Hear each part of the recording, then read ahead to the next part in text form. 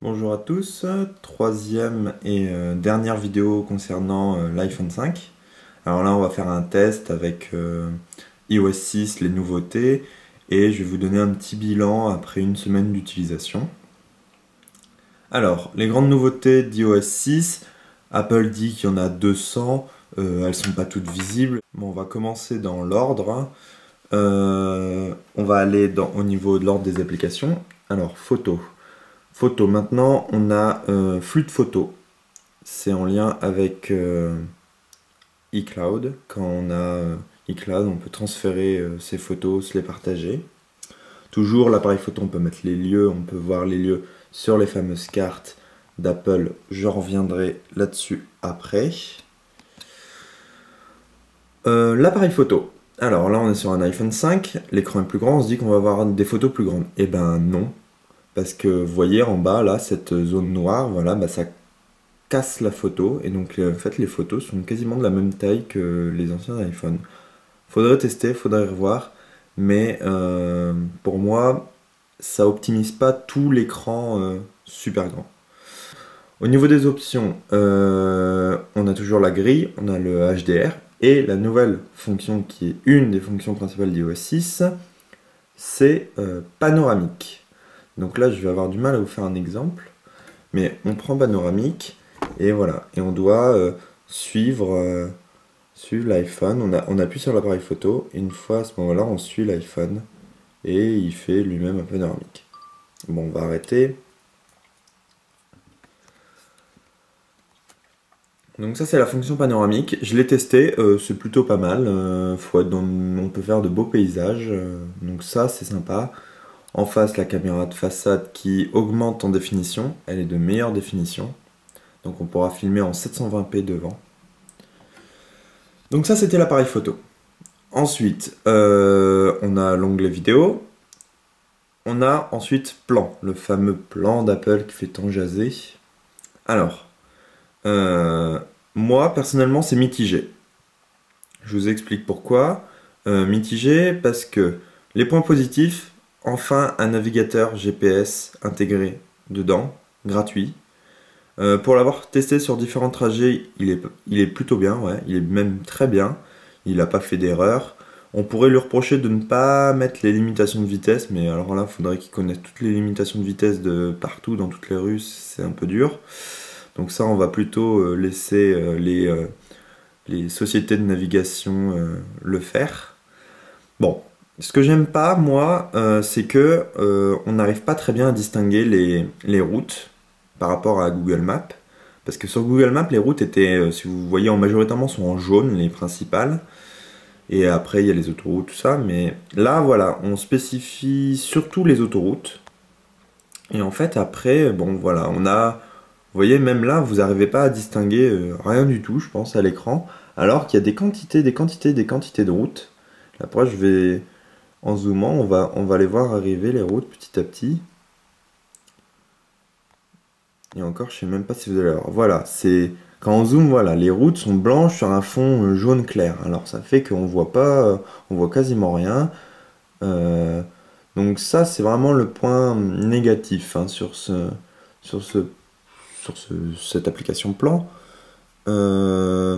Après, on peut aussi regretter les photos satellites. Alors là, je suis extrêmement déçu. Déjà, elles sont pas de très bonne qualité. Et quand on zoome, eh ben, c'est pas aussi net, aussi fluide que Google. Et on peut pas aller beaucoup plus loin. Je vais encore zoomer. On va essayer de zoomer carrément, parce que sur Google, on arrive quasiment à voir les voitures. Et là, voilà. Hop. Et là, je suis arrêté là. Sur Google, et l'image n'est pas nette.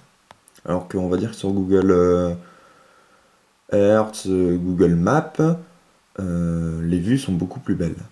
Ensuite, on se dit, le fameux système 3D tant révolutionnaire, et ben, pas tant que ça, parce que 3D, il n'y a rien du tout. Vous voyez, on peut mettre en 3D, c'est tout plat. Il n'y a strictement rien.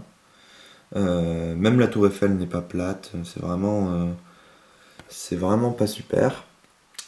Au niveau des autres fonctions, la circulation est moins bonne aussi, même si c'est des données de TomTom. On a les accidents, les travaux, mais au niveau de la circulation, c'est fluide, pas fluide.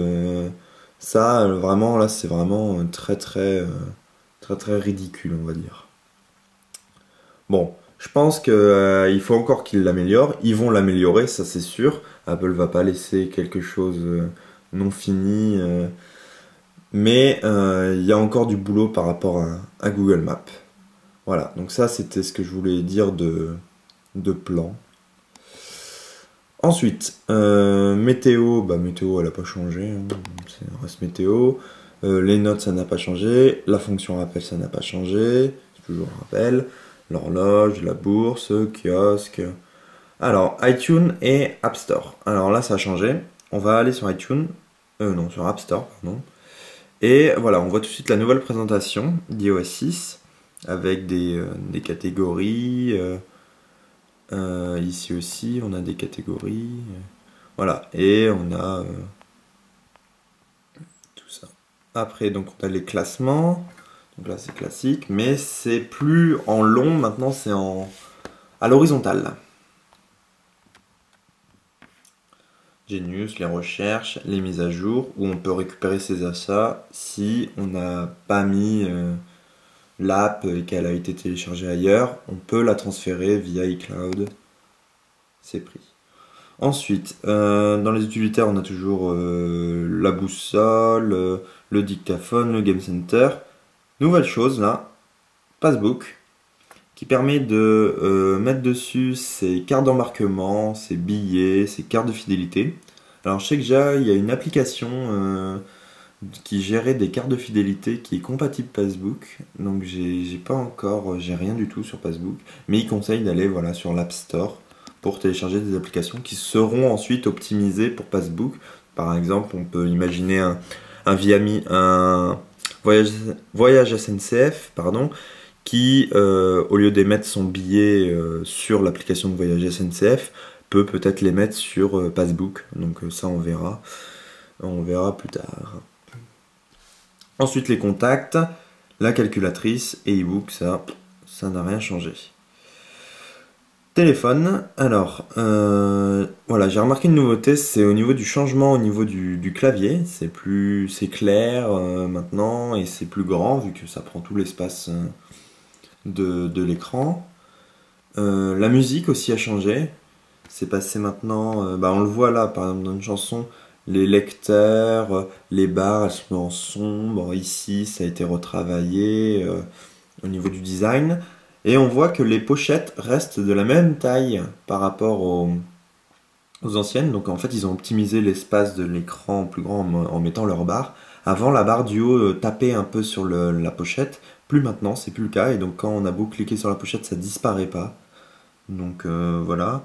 Et dans les listes de lecture, maintenant, c'est devenu en clair. Donc c'est devenu tout blanc. Voilà. Donc ça, c'est l'application musique. Ensuite Safari, Safari est plutôt rapide, hein, là-dessus j'ai toujours pas constaté de problème. Les mails c'est pareil. Tout est globalement plus rapide, ça se constate. Moi qui avais un iPhone 3G, je l'ai tout de suite remarqué. Alors pour les gens qui ont des iPhone 4S, je pense que c'est inutile, à moins qu'ils veulent claquer autant d'argent, mais je pense que c'est inutile de passer parce que leur 4S va très bien.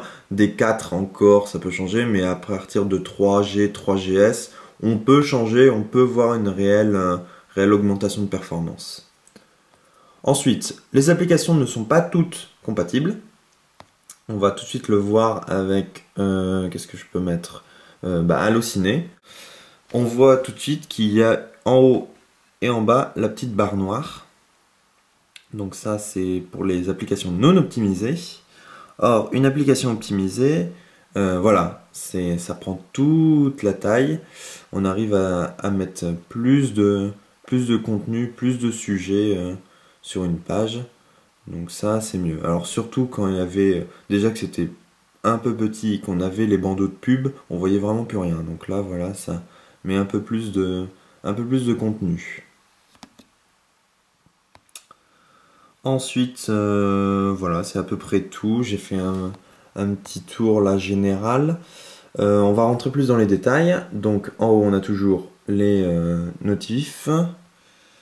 Ensuite, dans les réglages. Alors, les réglages, maintenant, on a un accès direct Bluetooth, partage de connexion, donc ça c'est bien pratique.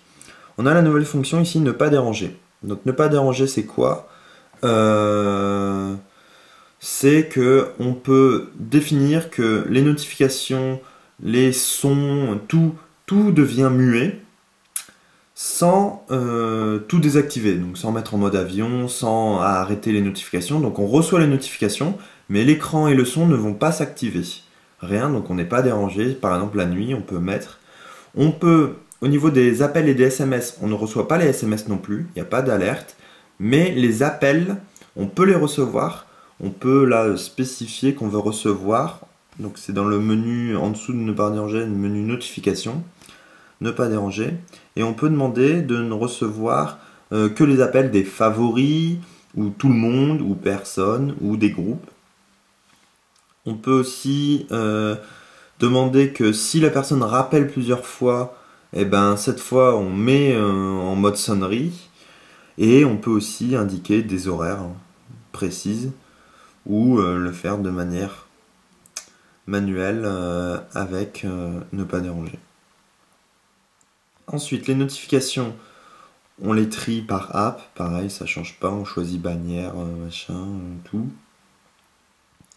Dans général, on a toujours les informations, les mises à jour logicielles pour faire les mises à jour directement sur l'iPhone.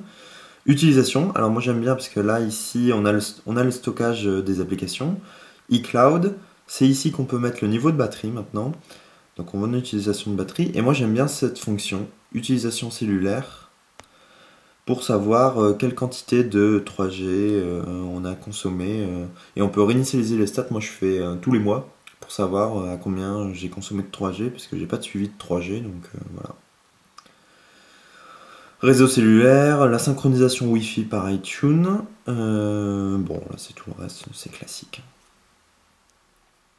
Au niveau des sons, pareil, c'est classique, on peut choisir nos sonneries. Comme maintenant on a des nouvelles fonctions, on peut choisir même les sonneries pour les courriers, les tweets, les Facebook, tout. Luminosité fond d'écran. Nouvel onglet, confidentialité, avec le service de localisation qui s'est mis ici, et les différentes catégories, contacts, calendrier, ce que les applications demandent, s'ils peuvent, on peut regarder vos contacts ou pas, y compris les confidentialités Twitter et Facebook. Ensuite iCloud, le menu iCloud classique, les menus différents, App Store, tout. Twitter, Facebook, donc on peut voir dans le menu barre de notification ici en haut, Twitter et Facebook. Et ensuite on a toutes les applis pour les paramètres. Voilà. J'ai tout fait. La recherche Spotlight. J'ai oublié Siri plus performant. On peut lui demander qu'est-ce qu'il y a aux alentours de chez nous par exemple, les restaurants. Donc on va tester. Trouve un restaurant. Selon mes sources, il y aurait 15 restaurants dont 9, assez proches de votre emplacement. Voilà, donc on a une liste de restaurants. Alors tout n'y est pas, parce que c'est des données de Yelp, si je ne me trompe pas, une sorte de réseaux sociaux un peu. Donc il n'y a pas grand chose, il faudrait que les gens aillent sur Yelp et rajoutent leur restaurant, leur truc, pour que Siri puisse localiser. Ensuite, on peut aussi des résultats de foot. Donne-moi le résultat du foot.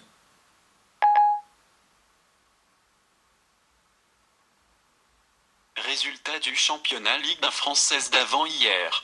Voilà, donc là il donne les résultats du foot. Donc ça c'est des données de Yahoo.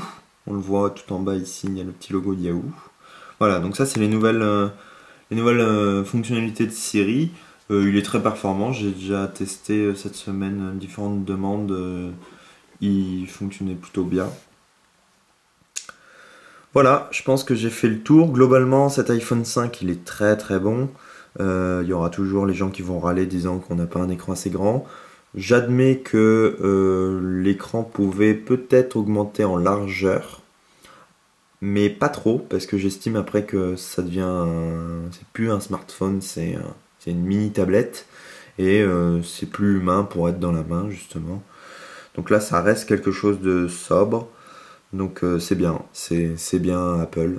Et pour le plan, si vous n'êtes pas content, il y a toujours les solutions qu'on peut regarder sur Internet, via Safari, Google Maps, ou s'il y en a qui ont des trucs de GPS aussi, ils font. Ou, et pour les vues satellites, moi j'ai installé Google Earth, donc comme ça on n'a pas de soucis. Voilà, à très bientôt.